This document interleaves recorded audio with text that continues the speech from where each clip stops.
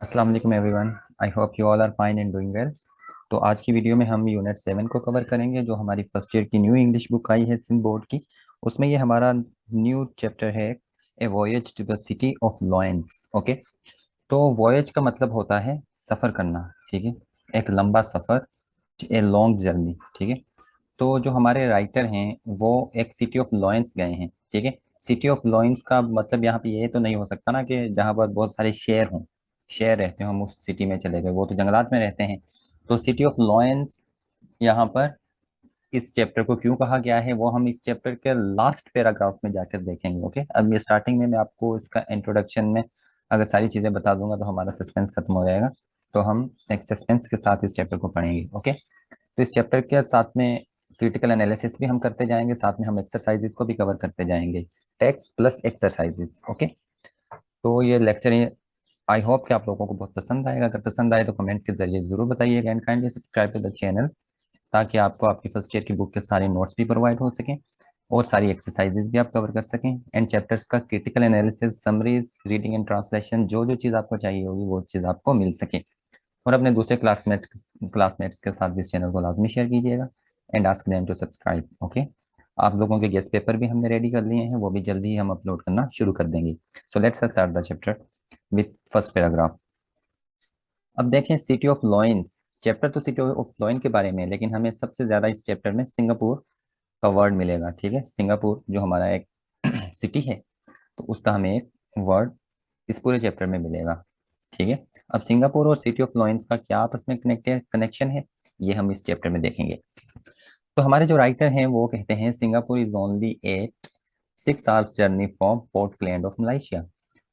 तो हमारे राइटर यहाँ पे कह रहे हैं कि पोर्ट क्लेंड ऑफ मलाइशिया से जस्ट 6 घंटे लगते हैं हमें सिंगापुर पहुंचने में। इसका मतलब जो हमारा राइटर है वो उसने अपनी जर्नी स्टार्ट की है पोर्ट क्लेंग ऑफ मलाइशिया, मलाइशिया से अपनी जर्नी उसने पोर्ट क्लेंग जगह से शुरू की है, और वहां से 6 घंटे लगते हैं सिंगापुर आने में, ठीक है। तो पहले राइटर मलाइशिया में था, वहां से वो ट्रेवल कर रहा है 6 घंटों का, और सिंगापुर आना चाह रहा है। अब यहाँ पे हमें सिनारियो भी बता दिया गया, सीन कौन सा है, सेटिंग क्या है इस चैप्टर की, नाइट की सेटिंग है, ठीक है। नाइट की सेटिंग है, रात का टाइम है।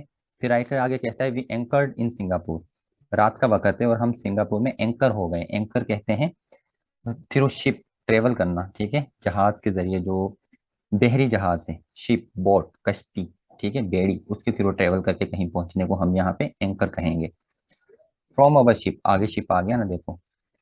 The lights of Singapore streets and high rise buildings were shimmering as if decorated for a wedding. तो राइटर कह रहा है जब हम शिप में सिंगापुर आ रहे थे मलाइशिया से, तो जो सिंगापुर की गलियों में लाइटें लगी हुई थी, और जो सिंगापुर की हाई राइज बिल्डिंग्स थी, ठीक है, बहुत बड़ी ऊंची इमारतें थी, वो क्या कर रही थी, वो शिमरिंग कर रही थी, मतलब जगमगा रही थी। ऐसे जगमगा रही थी जैसे if decorated for a wedding, जैसे किसी शादी के लिए तैयारियां की गई हों, सजाया गया हो पूरे सिंगापुर को। जैसे हम शादी वाले घर को कैसे सजाते हैं, रौनक ही रौनक, लाइटें ही लाइटें होती है ना हर जगह। तो उससे कंपेयर करके हमें राइटर बता रहा है। अब राइटर ने दो चीजों को कंपेयर किया है, सिंगापुर की लाइट का वेडिंग लाइट से, ठीक है, और यूज किया है एज। तो आप लोगों को पता है जब एज यूज करके हम दो चीजों का कंपैरिजन करते हैं तो वो हमारी सिमिली होती है। तो यहाँ पर राइटर ने लिटरेरी डिवाइस कौन सी यूज की है, सिमिली यूज की है। इसलिए आज की वीडियो में हमने टेक्स्ट को प्रेफर किया है, ताकि आप लोग इसको बहुत अच्छे से समझ सकें। ओके। आप लोगों के साथ साथ हम इस चीज का क्रिटिकल एनालिसिस करते जाएं। अगर आपसे लिटरेरी डिवाइसेस फर्स्ट पैराग्राफ में पूछी जाए, तो पहली डिवाइस हमारे पास सिमिली आ चुकी है, ऑल अदर वेसल्स। ओके। अब ये वेसल्स क्या होता है, हमने शिप पढ़ा है पहले, ठीक है, बोट पढ़ा है, लेकिन वेसल्स भी बोट ही होती है, शिप होती है, ठीक है, कश्ती को कहा जाता है, लेकिन जो बड़ी कश्तियां होती हैं वो।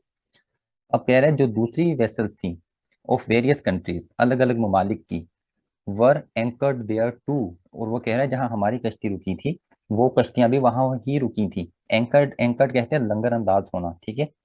कश्तियों में जब एक पत्थर नीचे फेंका जाता है, जब कश्ती स्टॉप होती है ना कहाँ पे, कहीं बूट, कोई बोट, ओके, तो एक पत्थर के जरिए उसे रोका जाता है, उसे कहते हैं लंगर अंदाज होना। देयर रिफ्लेक्शंस, देयर, देयर कौन, ये जो अदर वेसल्स हैं, ठीक है, इनको अब यहाँ पे देयर कहा जा रहा है, इनके लिए प्रोनाउन देयर यूज हो रहा है अब यहाँ पे। Their reflections in the water provided a wonderful view. तो वो कह रहा है कि ये जो वेसल्स दूसरी वहां कश्तियां जो खड़ी थी पानी में, समुद्र में, तो उनकी जो रिफ्लेक्शन थी वो एक बहुत ज्यादा प्यारा व्यू, सिनारियो, सीन हमें दे रही थी, नज़ारा हमें दे रही थी। कैसा सिनारा, कैसा नज़ारा था वो? एंड इट सीम्ड एज, अब फिर एज आ गया, ठीक है, कंपैरिजन हो रहा है। एंड इट सीम्ड एज, और वो नज़ारा ऐसे लग रहा था, इफ ईच वेसल, जैसे कि हर एक कश्ती, हर एक बड़ी कश्ती, वर, हो, क्या हो, ए स्मॉल आइलैंड, एक छोटा आइलैंड हो। ओके, आइलैंड किसे कहा जाता है? आपने एसएस में पढ़ा होगा, सोशल स्टडीज में। आइलैंड कहते हैं एक ऐसी जगह को जिसके चारों तरफ पानी हो। तो कश्ती समुद्र में है, उसके चारों तरफ पानी है, तो ये आइलैंड से यहाँ पे कंपेयर कर रहा है राइटर वेसल्स को, ठीक है। अब वो कह रहा है कि वो कश्तियां जो पानी में खड़ी थी, वो उनकी रिफ्लेक्शन ऐसे थी जैसे ये पानी में छोटे छोटे आइलैंड हो, ओके, जजीरे हों। From a geographical perspective, okay, मैं आपको एक चीज और बता दूं, ये जो मैंने हाईलाइट किए हैं ना येलो में, ये हमारे क्वेश्चंस के आंसर्स हैं, ओके। जो क्वेश्चन नंबर 1 है आप लोगों का आपकी बुक में, उसका आंसर ये जो मैंने हाईलाइट किया हुआ है यहाँ पर और अभी सिलेक्ट किया हुआ है टेक्स्ट, ये है उसका आंसर, ओके। वो क्वेश्चन क्या है, पहले मैं आपको वो क्वेश्चन पढ़ के सुना देता हूँ।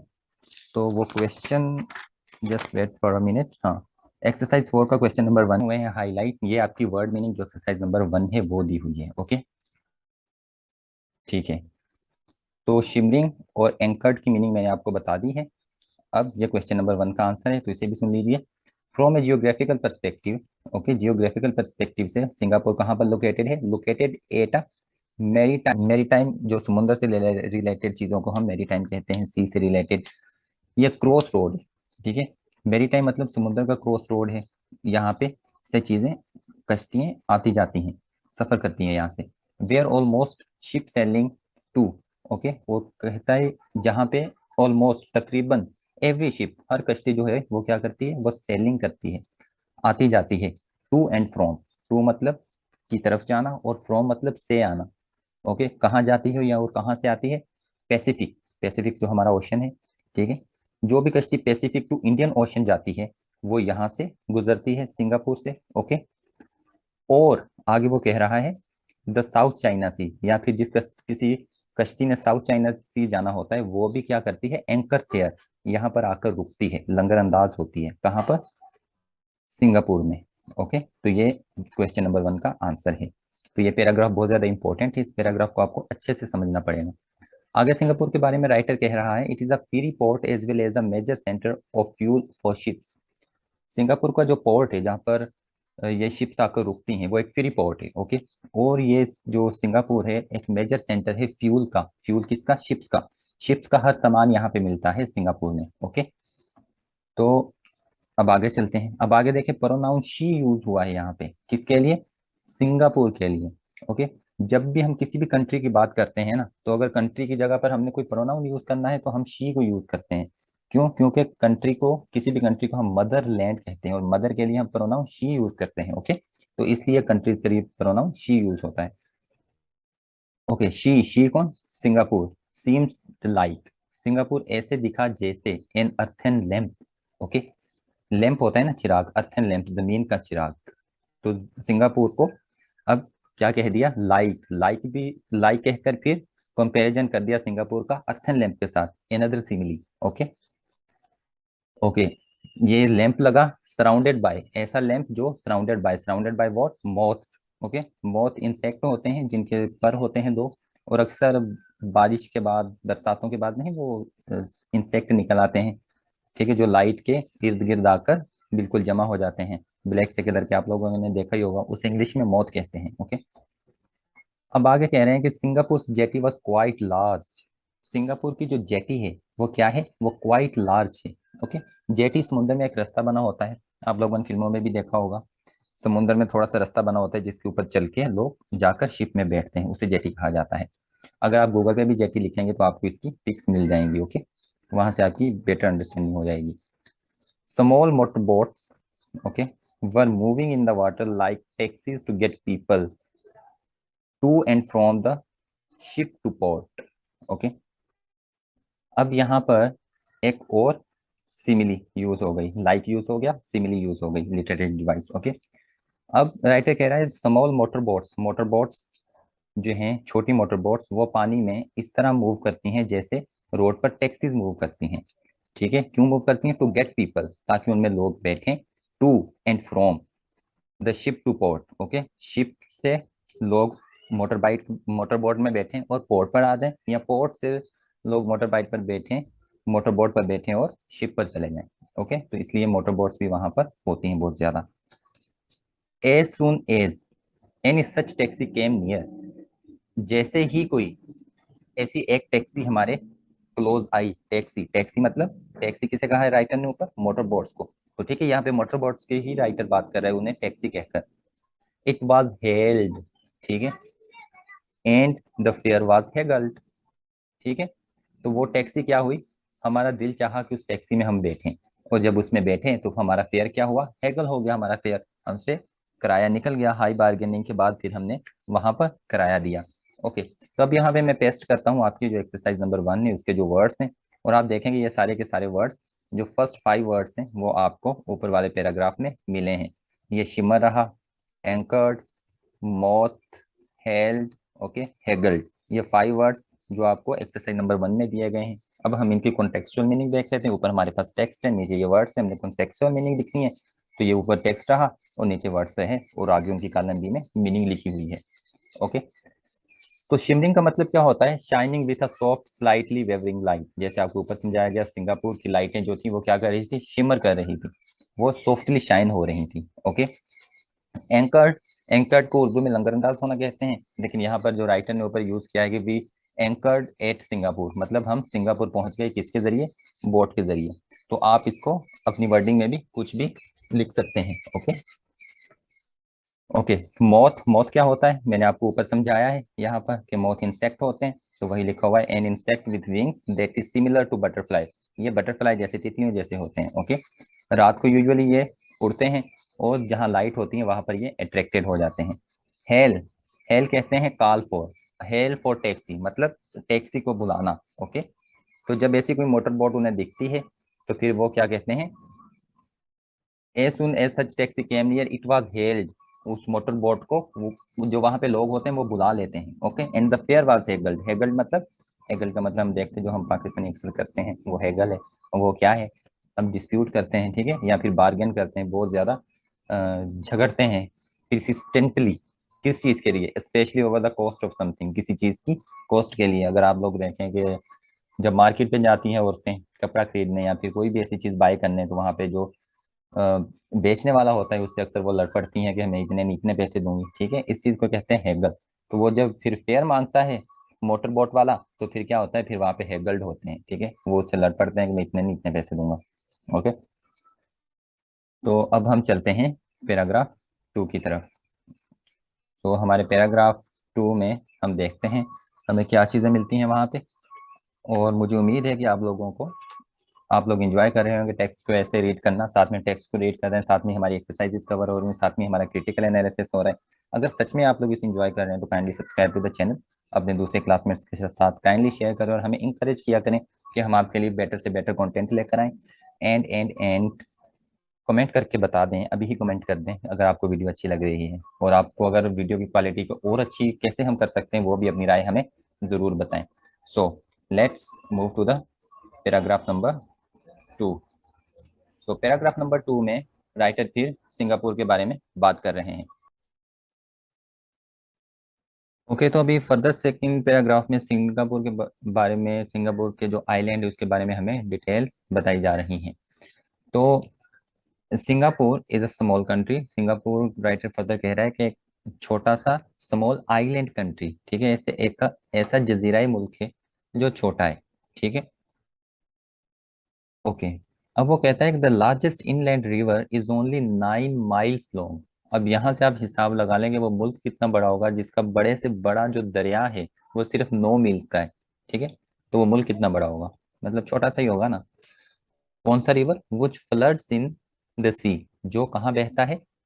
दरिया में बहता है। ओके, जो सी समुद्र में बहता है। ओके, अब रिवर के बारे में और बताया जा रहा है। यह जो रिवर है जो 9 माइल्स लॉन्ग है, was filled with huge boats and barks. Okay, ये जो रिवर है इसमें क्या है? इसमें बड़ी बड़ी कश्तियां हैं और बार्ज हैं। ठीक है, बार्ज क्या होती हैं? ये भी कश्तियां होती हैं। ठीक है, फ्लैट कश्तियां होती हैं, लंबी सी होती हैं, ये इनका इंजन नहीं होता। ओके, फिर राइटर आगे कहता है cargo was loaded into trucks. जो कार्गो है, कार्गो मतलब सामान, ओके, गुड्स, चीजें, अशिया, उन्हें कहाँ फिल किया जाता है? ट्रक लोड किए जाते हैं चीजों से, which arrived at the river from where it was sent to the ship through barges। और वो चीजें, वो ट्रक क्या होते हैं? वो अराइव एट द रिवर, वो रिवर पर आते हैं। फ्रॉम वेयर, जहां से, इट वाज, वो भेजे जाते हैं। इट वाज सेंट, वो भेजे जाते हैं कहाँ पर? टू शिप्स, ओके, कश्तियों पर। थ्रो बार्ज, बार्ज क्या? वो जो ऊपर मैंने आपको समझाई है, लंबी लंबी कश्तियां जिनका इंजन नहीं होता। अब आगे ये बताया भी जा रहा है, this barge did not have any engine. Okay, ये जो बार्ज हैं इनका इंजन नहीं होता, तो फिर ये चलती कैसे हैं जब इनका इंजन ही नहीं होता? तो आगे देखते हैं। When 4 to 5 barges were loaded, जब 4-5 बार्ज, दो लंबी लंबी कश्तियां होती हैं फ्लैट सरफेस वाली, उनको जब लोड किया जाता है, फिर क्या होता है? फिर एक लार्ज मोटर बोट उन्हें क्या करती है? पुल करती है, उन्हें खींचती है टू शिप्स, जो शिप्स हैं उनकी तरफ, ठीक है, उन्हें खींच कर ले जाती है शिप्स की तरफ। फिर आगे, from afar they look like camel caravans. दूर से ये जो होती है ना बार्ज, जो लंबी लंबी कश्तियां होती हैं, ये कैसी दिखती हैं? ये ऐसी दिखती हैं जैसे ऊंट के कारवान जा रहे हो, ठीक है, ऊंट के काफले जा रहे हैं। अब ये देखो, मैंने ऊपर आपको बताया था कि जो मैंने हाईलाइट किए हैं इनकी कोई ना कोई इंपॉर्टेंस होती है, ओके। तो ये जो येलो में मैंने हाईलाइट किए हैं ये क्वेश्चन के आंसर है। तो ये हमारे क्वेश्चन नंबर 2 का आंसर है। क्वेश्चन नंबर 2 है आपके पेज नंबर 129 पर, एक्सरसाइज 4 पे। उस क्वेश्चन में पूछा जा रहा है, what are barge and how are these operated. Barge क्या है और वो ऑपरेट कैसे होती हैं, ठीक है। तो बार्ज के बारे में आपको बता दिया गया है कि ये एक लॉन्ग सरफेस वाली होती हैं। इसके जो प्रॉपर क्वेश्चन आंसर और एक्सरसाइज होंगी उनकी हम अलग वीडियो बनाएंगे, ओके। इसके बाद एक और वीडियो इस चैप्टर की बनेगी, फिर उसके बाद हम एक्सरसाइज की वीडियो बनाएंगे। इस वीडियो में हम सिर्फ 3 पैराग्राफ्स को कवर करेंगे जो स्टार्टिंग वाले हैं, ओके। बास का कोई भी इंजन नहीं होता, तो ये ऑपरेट कैसे होती है? ये जब लोड हो जाती है तो फिर ये एक बड़ी मोटर बोट इन्हें पुल करती है, ओके। ये क्वेश्चन नंबर 2 का आंसर है, लेकिन हम इसे मॉडिफाई करके एक अच्छा आंसर बनाकर आपको एक एक्सरसाइज वाली वीडियो में प्रोवाइड करेंगे। तो subscribe to the channel and share with your other classmates, okay. The island of Singapore is not far from Malaysia. अब फिर मलेशिया की बात आ गई, ठीक है। अब बता रहा है राइटर के जो सिंगापुर का आइलैंड आइलैंड है, जजीरा है, ये मलेशिया से दूर नहीं है। क्यों? क्योंकि ऊपर हमने देखा कि जस्ट 6 घंटे लगे थे मलेशिया के पोर्ट क्लैंग से राइटर को यहाँ पर सिंगापुर में आने में। It has the same relation, अब एक और कंपैरिजन हो रहा है। It has the same relation as the island of Manora has with Karachi. अब कह रहा है जैसे हमारा कराची है ना पाकिस्तान का, इसका जो मनोरा के जजीरे के साथ रिलेशन है ना, वही सेम रिलेशन मलेशिया का सिंगापुर के साथ है, ठीक है। एज वी हैव क्यामरी, ठीक है। अब राइटर एक और कंपैरिजन कर रहा है कि जैसे हमारे पास क्यामरी है, so is the Malaysian city of Johor. इसी तरह मलेशिया का जो जोहर शहर है वो है, which lies a quarter of mile away from Singapore, जो सिंगापुर से जस्ट एक क्वार्टर ऑफ माइल अवे है, okay. There is a bridge, फिर राइटर आगे और डिस्क्रिप्शंस बता रहा है, डिटेल्स बताए जा रहे हैं हमें। अब कहता है कि देर इज अ ब्रिज, एक पुल है, वो क्या करता है? दैट कनेक्ट्स जोहर, जो जोहर सिटी ऑफ मलेशिया को किसके साथ कनेक्ट करता है? सिंगापुर के साथ, ओके। जस्ट क्रॉस, अब कह रहा है कि सिर्फ उस पुल को क्रॉस करो, just cross the bridge and you can jump from one country to another. आप सिर्फ आपको बस उस पुल को देर करने की, उस पुल को क्रॉस करने की देर है, तो आप एक कंट्री से दूसरे कंट्री जंप कर जाएंगे, ओके। फिर राइटर कहता है, there is a causeway as well as a railway track along the bridge. वो जो पुल है, जो उस पुल ने मलाइशिया को सिंगापुर के साथ कनेक्ट किया हुआ है, उस पुल के पास एक काजवे है, as well as a railway, और एक रेलवे ट्रैक भी है। अब हम देखते हैं कि काजवे क्या है। और आपको मैंने बताया था जिन वर्ड्स को मैंने ग्रीन किया है, ये आपके एक्सरसाइज 1 के वर्ड्स हैं, ओके। और इनकी वर्ड मीनिंग हमने टेक्सचुअल लिखनी है, तो इसलिए मैं टेक्स्ट के साथ साथ आपको एक्सरसाइज 1 भी एक्सप्लेन कर रहा हूँ और क्वेश्चन आंसर भी एक्सप्लेन कर रहा हूँ। तो ये रहा काजवे, इसकी हमें कॉन्टेक्सचुअल मीनिंग लिखनी है एक्सरसाइज 1 में। तो कॉन्टेक्सचुअल मीनिंग हम इसकी देख लेते हैं क्या है। काजवे क्या होता है? ए रेज्ड वे अक्रॉस वेट ग्राउंड और वाटर, ठीक है। पानी के साथ एक जो रोड जा रहा होता है ना, अक्सर हमने ये सीन देखे हुए हैं फिल्म्स वगैरह में। तो जो रेज्ड होता है, ठीक है, जमीन के सरफेस से थोड़ा अबव होता है, उसे हम क्या कहते हैं? उसे हम काजवे कहते हैं, ओके। अगर फिर भी आपको कंफ्यूजन हो तो आप लोग हमसे पूछ सकते हैं कमेंट्स के थ्रू। अब चलते हैं पैराग्राफ नंबर 3 की तरफ, फिर हम अपनी वीडियो को एंड करेंगे, क्योंकि वीडियो लंबी हो रही है, तो फिर हम बाकी के जो पैराग्राफ्स हैं वो नेक्स्ट वीडियो में हम कवर करेंगे, okay. Singapore is a country of many religions and nation. Singapore की अब एक और हमें डिटेल दे दी गई। सिंगापुर में बहुत ज्यादा कौमें भी हैं और रिलीजन्स भी हैं, ठीक है। कोई एक प्रॉपर रिलीजन या कोई एक प्रॉपर कौम वहां पे नहीं रह रही। Among its population are Muslims. अब वहां पे कौन से रिलीजन्स हैं? मुस्लिम हैं, बुद्धिस्ट हैं, हिंदूज हैं, क्रिश्चियंस ईसाई हैं, एंड सिख्स, और सिख हैं वहां पे, ठीक है। अब हमें, ये तो रिलीजन की बात हो गई। अब ये नेशन की बात, अब नेशन की बात भी देखते हैं। और कौमें कौन कौन सी है, लैंग्वेज कौन कौन सी है, वो भी देखते हैं। Various language are widely spoken. बहुत सी जुबानें ऐसी हैं जो वाइडली स्पोकन, बहुत एक फैले हुए राजी पे बोली जाती हैं, मतलब बहुत ज्यादा बोली जाती हैं। But there are 4 national languages. लेकिन जो नेशनल लैंग्वेज है सिंगापुर की वो 4 हैं, ओके। फिर सोचें आप कि हम पढ़ रहे हैं सिटी ऑफ लॉयंस, हमारे चैप्टर का नाम है, लेकिन हम सिंगापुर के बारे में पढ़े जा रहे हैं और अभी सिटी ऑफ लॉयंस का आगे कोई जिक्र भी नहीं आ रहा, ठीक है। लॉयंस का भी कोई जिक्र नहीं आया अभी तक, जस्ट सिंगापुर की डिटेल बताई जा रही है। तो जो टाइटल है हमारे चैप्टर का, उसका सिंगापुर के साथ क्या रिलेशन है, ये आप सोचें तब तक। इंग्लिश, मालय, चाइनीज एंड तमिल, ये 4 कौन सी लैंग्वेज से? ये नेशनल लैंग्वेज से जो सिंगापुर में बोली जाती हैं, ओके। और सिंगापुर में जो रोड्स पर साइन बोर्ड लगे हुए होते हैं, निशानियों के बोर्ड, ठीक है, वो भी appear in these sorry those language to do the program on TV and radio. वो साइन बोर्ड्स भी इन 4 लैंग्वेज में होते हैं, और जो रेडियो टीवी में प्रोग्राम आते हैं वो भी इन 4 लैंग्वेज में आते हैं। क्यों? क्योंकि ये नेशनल लैंग्वेज है। हर बंदा इन लैंग्वेज को वहां पे समझता है, जैसे हमारे यहाँ पाकिस्तान में सब उर्दू समझते हैं ना, तो इसलिए उर्दू में आती है हर चीज। Masjid Sultan is the biggest and most beautiful mosque in the Singapore. Singapore की मस्जिदों में से जो मस्जिद सुल्तान है वो बहुत एक बड़ी मस्जिद है और बहुत एक ब्यूटीफुल मस्जिद है सिंगापुर की, ओके। ये आप सिंगापुर के बारे में ये चीज़ें जो हम आपको एक्सप्लेन कर रहे हैं, इनके आप एमसीक्यूज भी बना सकते हैं अपनी कॉपी पर, क्योंकि आपके जो आगे टेस्ट आएंगे वहां पर हो सकता है सिंगापुर के बारे में कोई क्वेश्चन वो लाजमी होगा, क्योंकि आप फर्स्ट ईयर में ये चीज़ें पढ़ रहे हैं। तो ये आपको पूरी लाइफ याद रहेंगे, ओके। फिर राइटर कहता है there is a sizeable Muslim population in the city. ये जो सिटी ऑफ सिंगापुर है यहाँ पर एक साइजेबल, मतलब ऐसे नहीं है कि बहुत कम, मतलब एक मेजोरिटी में है जो मुस्लिम पॉपुलेशन है, ओके। तो ये चीज़ हमने अपने 3 पैराग्राफ जो हमारे ये चैप्टर है voyage to the city of Lawrence उनको कवर किया है। साथ में जो क्रिटिकल एनालिसिस भी था वो भी हम साथ साथ कर रहे थे, हम अपनी एक्सरसाइज को भी साथ साथ देख रहे थे, ओके। तो नेक्स्ट वीडियो में हम इसे और डीपली एनालाइज करने की ट्राई करेंगे, लेकिन वीडियो लंबी हो जाती है, तो इसलिए हम आप लोगों को ज़्यादा टाइम लेना नहीं चाहते, लेकिन आप लोगों को हर चीज़ हम खोल खोल के समझाना चाहते हैं, क्योंकि स्टूडेंट फिर ज़्यादा लंबी वीडियोस को देखना प्रेफर नहीं करते। तो इसलिए फिर हमें भी शॉर्ट वीडियोस बनानी पड़ती हैं। अगर आपको चैप्टर की समरी चाहिए, चैप्टर का क्रिटिकल एनालिसिस चाहिए, नोट्स चाहिए, पीडीएफ में चाहिए, so you can just comment. आपने सिर्फ कमेंट करना है, आपको हर चीज़ रेडी मिलेगी। आपको हम अपने व्हाट्सएप ग्रुप की लिंक दे देंगे, फिर आप वहाँ से हमें ज्वाइन कर सकते हैं, okay. So that's all from this video. So in next video इंशाल्लाह we will complete this chapter. फिर उससे बाद हम एक्सरसाइज की वीडियो बनाएंगे, ओके। फी अमानिल्लाह till then, and subscribe to the channel and share with your other classmates as well. Take care of yourself.